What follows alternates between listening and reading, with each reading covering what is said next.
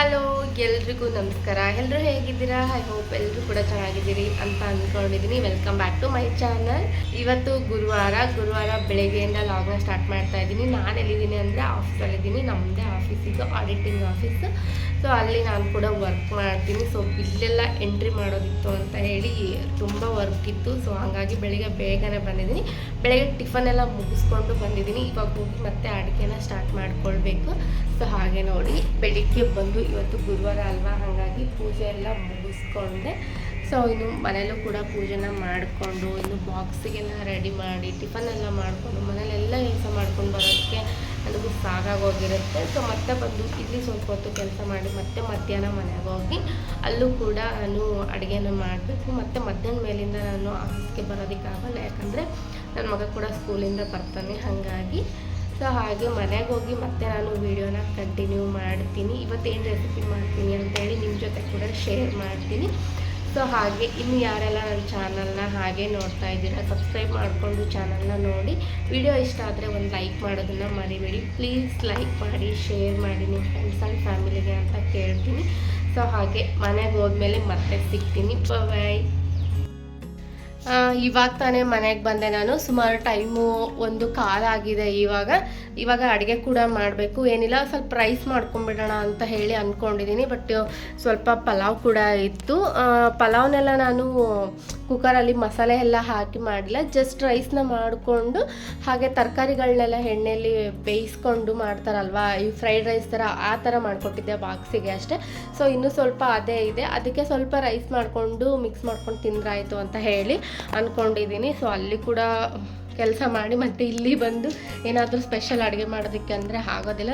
ಸ್ವಲ್ಪ ಹಾಲನ್ನು ಕೂಡ ತರಿಸಿದ್ದೆ ನಾನು. ರಸಮಲೈ ಮಾಡಬೇಕಿತ್ತು ಅಂತ ಹೇಳಿ ಒಂದು 2 ಡೇಸ್ ಬ್ಯಾಕೆ ತರಿಸಿದ್ದೆ, ಬಟ್ ಇನ್ನೂ ಮಾಡೋಕ್ಕಾಗಲಿಲ್ಲ. ಇವತ್ತು ಊಟ ಎಲ್ಲ ಮುಗಿಸಿದಾದ್ಮೇಲೆ ರಸಮಲೈ ಮಾಡ್ಕೊಳ್ಳೋಣ ಅಂತ ಹೇಳಿ ಅಂದ್ಕೊಂಡಿದ್ದೀನಿ.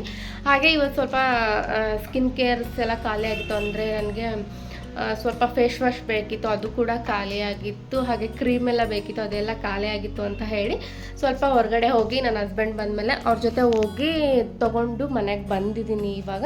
ಸೊ ಏನೇನು ತೊಗೊಂಡು ಬಂದಿದ್ದೀನಿ ಅಂತ ಹೇಳಿ ನಿಮ್ಮ ಜೊತೆ ಶೇರ್ ಮಾಡ್ಕೊಳ್ತೀನಿ.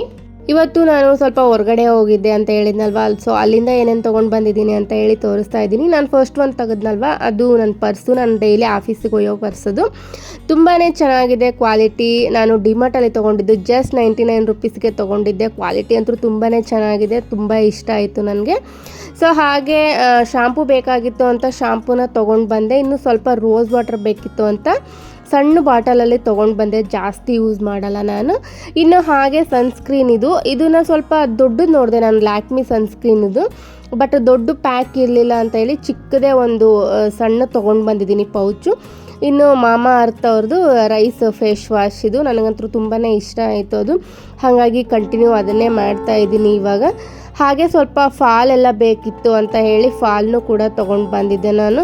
ಸ್ಯಾರಿಗೆ ಹಚ್ಕೊಳಕ್ಕೆ ಫಾಲ್ ಬೇಕಿತ್ತು ಅಂತ ಹೇಳಿ ಸ್ಯಾರಿನೂ ತೊಗೊಂಡು ಬಂದಿದ್ದೆ. ಹೆಂಗಿದ್ರು ಹೋಗಿದ್ನಲ್ವ ಬಜಾರ್ಗೆ, ಪದೇ ಅದಕ್ಕೆ ಅಂತ ಹೋಗೋದಕ್ಕೆ ಆಗೋದಿಲ್ಲ. ಒಂದೇ ಸರಿ ಹೋದಾಗೆ ನನಗೆ ಏನೇನು ಬೇಕಾಗುತ್ತೋ ಎಲ್ಲ ಕೂಡ ತೊಗೊಂಡು ಬಂದುಬಿಡ್ತೀನಿ ನಾನು. ಸೊ ಹಾಗೆ ಇನ್ನೂ ಅಡುಗೆ ಮಾಡಬೇಕು ಅಂತ ಹೇಳಿದ್ನಲ್ವ, ಹಂಗಾಗಿ ಅಡುಗೆ ಕೂಡ ಮಾಡ್ತಾಯಿದ್ದೀನಿ.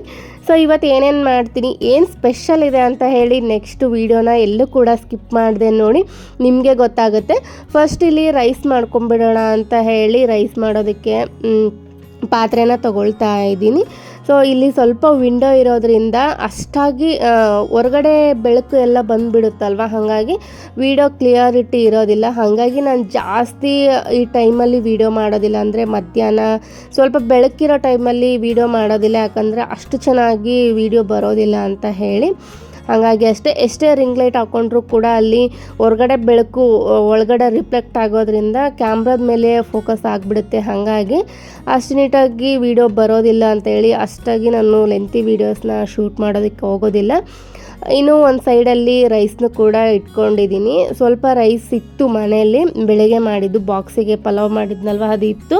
ಸೊ ಇನ್ನೊಂದು ಸ್ವಲ್ಪ ರೈಸ್ ಮಾಡ್ಕೊಂಬಿಡೋಣ ಅಂತ ಹೇಳಿ ರೈಸ್ಗೂ ಕೂಡ ಇಟ್ಕೊಂಡಿದ್ದೀನಿ. ಹಾಗೆ ಸೈಡಲ್ಲಿ ಹಾಲನ್ನ ಕಾಯೋದಕ್ಕೆ ಇಡ್ತಾ ಇದ್ದೀನಿ. ಸೊ ಹಾಲು ಏನಕ್ಕೆ ಕಾಯೋಕ್ಕೆ ಇಡ್ತಾ ಇದ್ದೀನಿ ಅಂತಂದರೆ ರಸಮಲೈ ಮಾಡ್ಕೊಳ್ಬೇಕಿತ್ತು, ಹಾಗಾಗಿ ಹಾಲನ್ನ ಕಾಯೋದಕ್ಕೆ ಇಡ್ತಾ ಇದ್ದೀನಿ ನಾನು. ಇದಕ್ಕೆ ಸ್ವಲ್ಪ ನೀರು ಹಾಕ್ಕೊಂಡಿದ್ದೀನಿ, ಜಾಸ್ತಿ ನೀರು ಹಾಕ್ಕೊಂಡ್ರೆ ಚೆನ್ನಾಗಿರೋದಿಲ್ಲ. ನಾನು ಇಲ್ಲಿ ಪನ್ನೀರ್ ಪ್ರಿಪೇರ್ ಮಾಡ್ಕೊಳ್ತಾ ಇರೋದು. ಪ್ಯಾಕೆಟ್ನ ತೊಳೆದು ಒಂದು ಸ್ವಲ್ಪ ನೀರು ಹಾಕ್ಕೊಂಡಿದ್ದೀನಿ.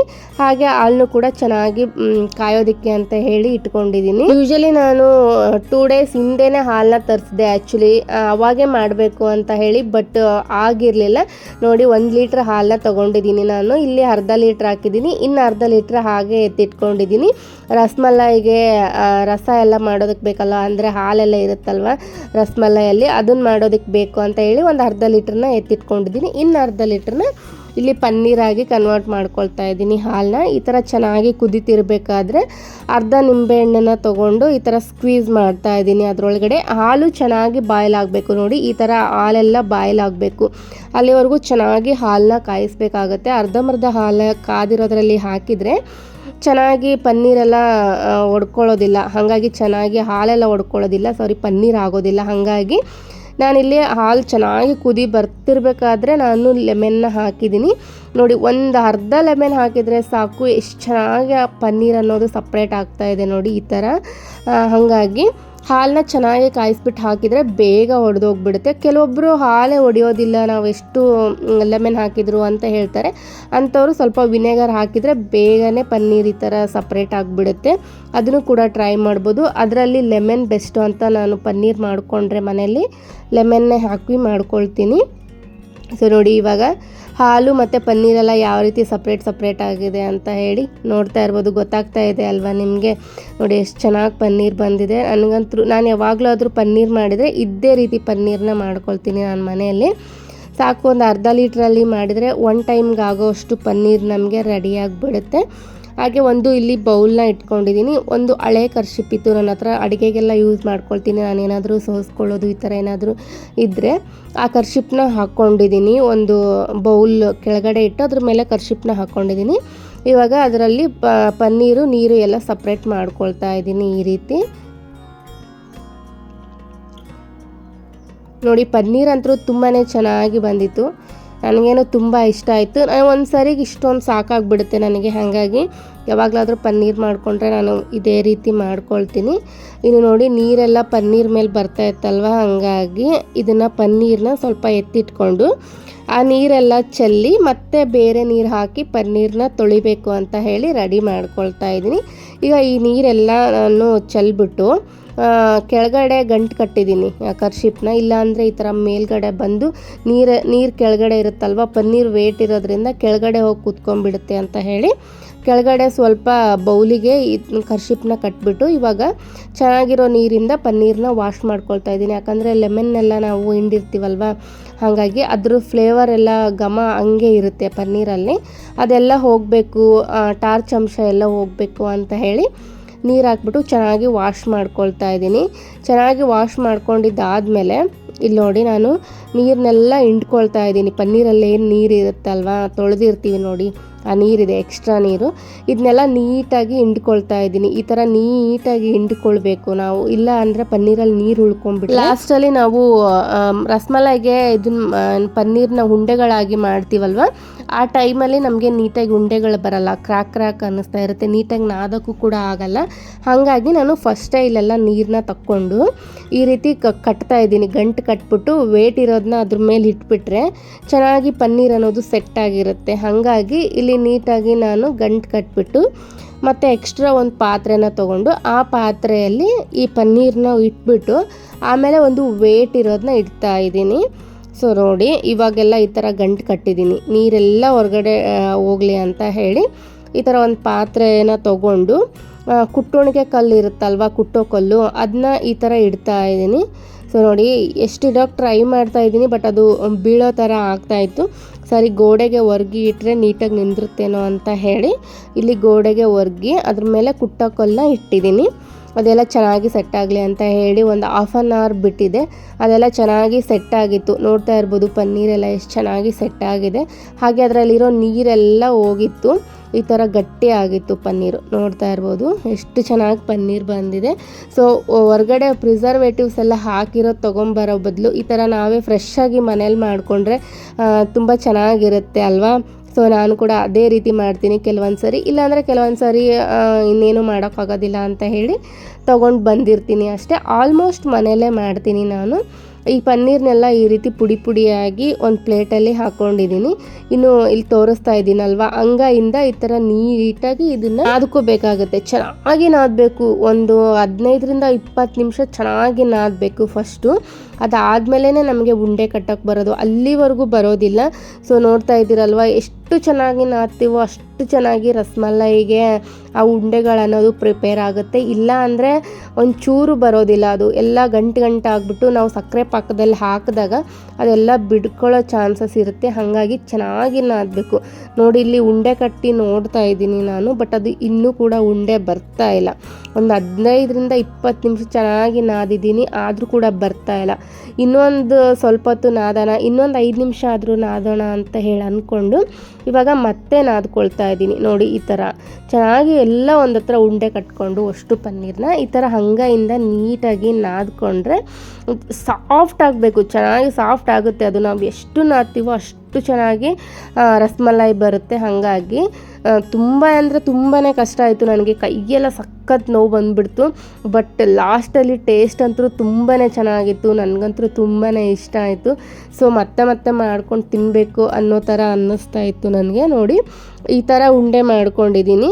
ಉಂಡೆ ಮಾಡಿಕೊಂಡು ಇವಾಗ ನೋಡ್ತಾ ಇದ್ದೆ ಬರುತ್ತಾ ಅಂತ ಹೇಳಿ. ಇಲ್ಲ, ಬರಲೇ ಇಲ್ಲ, ಈ ಥರ ಕ್ರಾಕ್ಸ್ ಎಲ್ಲ ಬಂತು. ಸೊ ಹಾಗಾಗಿ ಸರಿ, ಇನ್ನೂ ಕೂಡ ಇದು ಚೆನ್ನಾಗಿ ನಾದ್ಕೊಂಡಿಲ್ಲ ನಾನು ಅಂತ ಹೇಳಿ ಮತ್ತೆ ಒಂದು 5 ನಿಮಿಷ ನಾದ್ಕೊಂಡು, ಆಲ್ಮೋಸ್ಟ್ ನಾನು ಇದನ್ನ ನಾದಕ್ಕೆ 3/4 ಗಂಟೆ ತೊಗೊಂಡಿದ್ದೀನಿ ಅನಿಸುತ್ತೆ. ನೋಡಿದ್ರಲ್ವ, ಈ ಥರ ಸಾಫ್ಟಾಗಿ ನಾನು ಪನ್ನೀರ್ನ ಬೆಣ್ಣೆ ಥರ ಮಾಡ್ಕೊಂಡು ಇಟ್ಕೊಂಡಿದ್ದೀನಿ. ಇವಾಗ ಸಕ್ಕರೆ ಪಾಕಕ್ಕೆ ಅಂತ ಹೇಳಿ ಇಲ್ಲಿ ಸಕ್ಕರೆನ ತೊಗೊಳ್ತಾ ಇದ್ದೀನಿ. 1 ಬೌಲ್ ಆಗೋವಷ್ಟು ಸಕ್ಕರೆನ ತೊಗೊಂಡಿದ್ದೆ. ಅದರ ರೇಷಿಯೋ ನೋಡಿಕೊಂಡು 3 ಕಪ್ ಆಗೋವಷ್ಟು ನೀರನ್ನ ಹಾಕ್ಕೊಳ್ತಾ ಇದ್ದೀನಿ ನಾನಿಲ್ಲಿ. ಸೊ 3 ಕಪ್ ಆಗೋವಷ್ಟು ನೀರು, 1 ಕಪ್ ಆಗೋವಷ್ಟು ಸಕ್ಕರೆನ ತೊಗೊಂಡು ಇದನ್ನ ಚೆನ್ನಾಗಿ ಬಾಯ್ಲ್ ಆಗೋಕ್ಕೆ ಅಂತ ಹೇಳಿ ಇಡ್ತಾ ಇದ್ದೀನಿ. ಸಕ್ಕರೆ ಎಲ್ಲ ಕರಗಬೇಕು, ಪಾಕ ತೆಗಿಯೋ ಅವಶ್ಯಕತೆ ಏನಿರಲ್ಲ, ಸಕ್ಕರೆ ಕರಗಿದ್ರೆ ಸಾಕು. ಇವಾಗ ಪನ್ನೀರೆಲ್ಲ ಚೆನ್ನಾಗಿ ನಾದ್ಕೊಂಡು ಇಟ್ಕೊಂಡಿದ್ದೆ. ಸೊ ಇವಾಗ ನೋಡಿ ಉಂಡೆಗಳನ್ನ ಕಟ್ಕೊಳ್ತಾ ಇದ್ದೀನಿ. ಯೂಶಲಿ ರಸಮಲೈಗೆ ಉಂಡೆ ಕಟ್ಟಲ್ಲ, ಈ ರೀತಿ ಶೇಪಲ್ಲಿ ಮಾಡ್ಕೊಳ್ತಾರೆ. ಹಾಗಾಗಿ ಇದೇ ರೀತಿ ಮಾಡಿಕೊಂಡು ಇಟ್ಕೊಳ್ತಾ ಇದ್ದೀನಿ ನಾನು. ಈ ಥರ ನೋಡಿ, ನಿಮಗೆ ಗೊತ್ತಾಗ್ತಾ ಇರ್ಬೋದು ನಾನು ಯಾವ ರೀತಿ ಮಾಡಿದ್ದೀನಿ ಅಂತ ಹೇಳಿ. ಆ ಥರ ಮಾಡಿಕೊಂಡು ಇಟ್ಕೊಳ್ತಾ ಇದ್ದೀನಿ. ಅಷ್ಟು ಇದೇ ಥರ ಮಾಡ್ಕೊಳ್ತಾ ಇದ್ದೀನಿ. ಸೊ ಇಷ್ಟು ಪನ್ನೀರಲ್ಲಿ ನನಗೆ ಒಂದು 7 ಉಂಡೆಗಳಾಯಿತು ಅಷ್ಟೇ, ಜಾಸ್ತಿ ಏನಾಗಲಿಲ್ಲ, ಸಾಕು.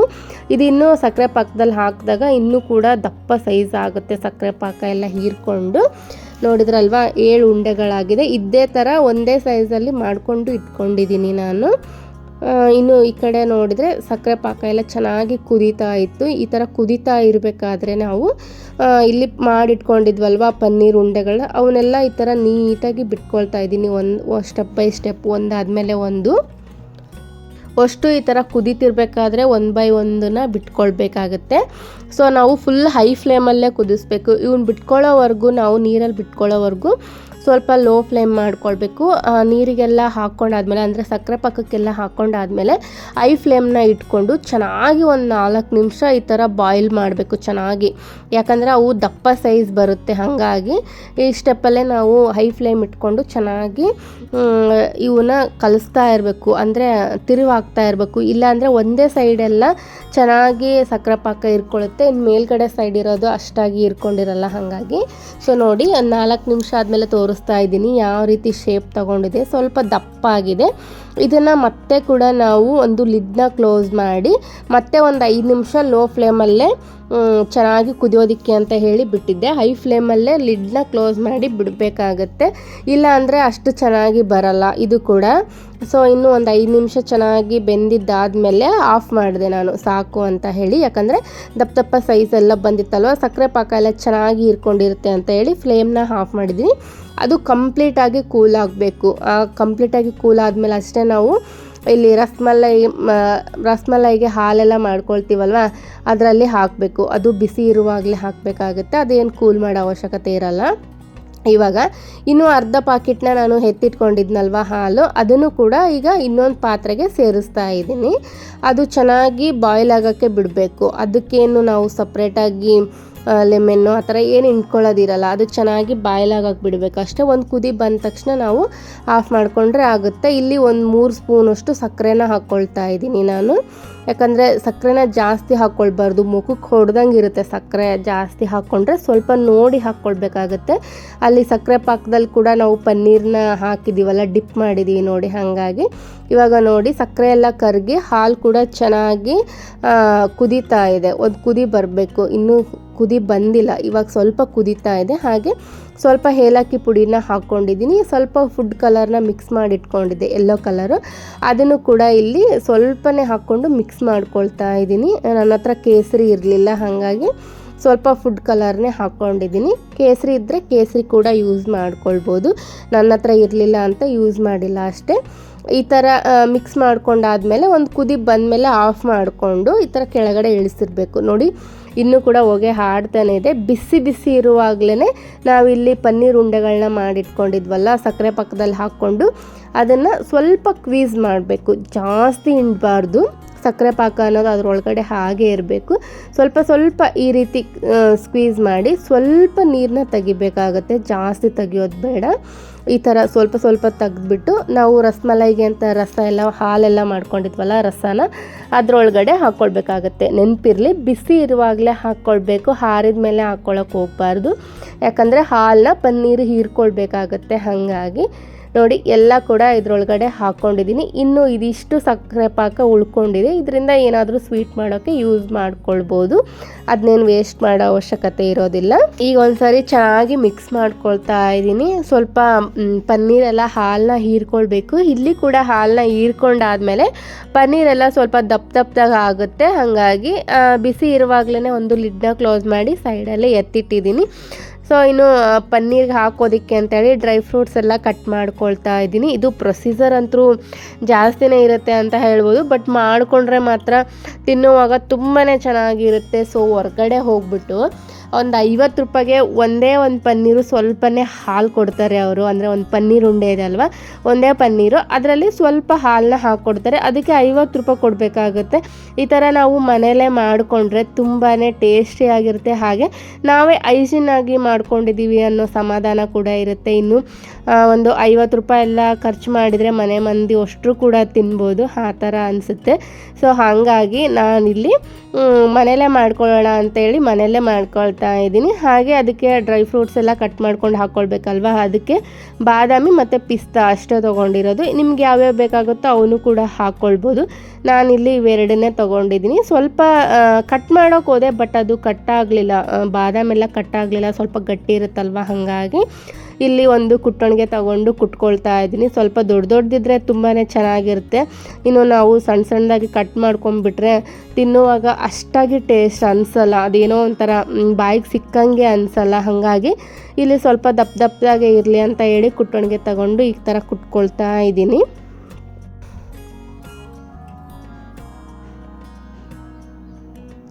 ಸೊ ನೋಡಿದ್ರಲ್ವ, ಈ ಥರ ಎಲ್ಲ ಕಟ್ ಮಾಡಿಕೊಂಡು ಇಟ್ಕೊಂಡಿದ್ದೀನಿ ನಾನು ಕುಟ್ಕೊಂಡು. ಸ್ವಲ್ಪ ದೊಡ್ಡದಿರೋದನ್ನು ಮಾತ್ರ ಇಲ್ಲಿ ಕಟ್ ಮಾಡ್ಕೊಳ್ತಾ ಇದ್ದೀನಿ. ಕಟ್ ಮಾಡ್ಕೊಳ್ಳೋದಕ್ಕೆ ಅಷ್ಟಾಗಿ ಸರಿ ಹೋಗೋದಿಲ್ಲ. ಇದು ಚಾಕು ತೊಗೊಂಡು ಕಟ್ ಮಾಡ್ಕೊಳ್ತೀವಿ ಅಂದರೆ ಏನಾದರೂ ನೇಲ್ಸ್ ಕಟ್ಟಾದರೆ ಏನು ಮಾಡೋದು ಅಂತ ಹೇಳಿ, ಫಿಂಗರ್ ಕಟ್ಟಾದರೆ ಏನು ಮಾಡೋದು ಅಂತ ಹೇಳಿ ನಾನು ಈ ಥರ ಕುಟುಣಿಗೆ ತಗೊಂಡು ಕುಟ್ಕೊಂಡೆ. ಇದು ಅಂತೂ ಬೆಸ್ಟ್ ಆಗಿರುತ್ತೆ. ಸೊ ನೋಡಿ, ಪನ್ನೀರ್ ಕಲರ್ ಕೂಡ ಚೇಂಜ್ ಆಯಿತು, ಹಾಲಲ್ಲಿ ಹಾಕಿದ್ಮೇಲೆ ಅದು ಕೂಡ ಯೆಲ್ಲೋ ಕಲರ್ ಆಯಿತು.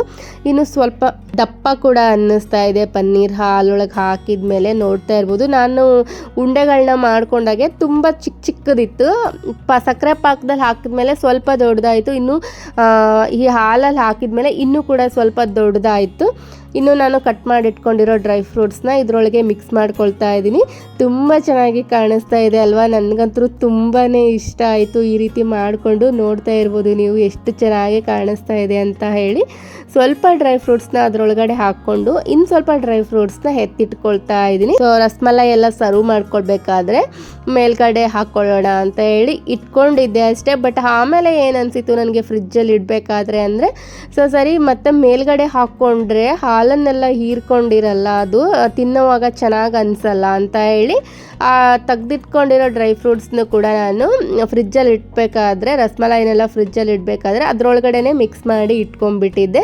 ಮತ್ತು ಮೇಲ್ಗಡೆ ಹಾಕೋದೇನು ಬೇಡ ಅಂತ ಹೇಳಿ ಇನ್ನು ಅದೆಲ್ಲ ಕಂಪ್ಲೀಟಾಗಿ ಕೂಲ್ ಆಗಲಿ, ಆಮೇಲೆ ಫ್ರಿಜ್ಜಿಗೆ ಟ್ರಾನ್ಸ್ಫರ್ ಮಾಡೋಣ ಅಂತೇಳಿ ಸ್ವಲ್ಪ ಕೂಲ್ ಆಗೋದಕ್ಕೆ ಅಂತೇಳಿ ಬಿಟ್ಟಿದ್ದೀನಿ.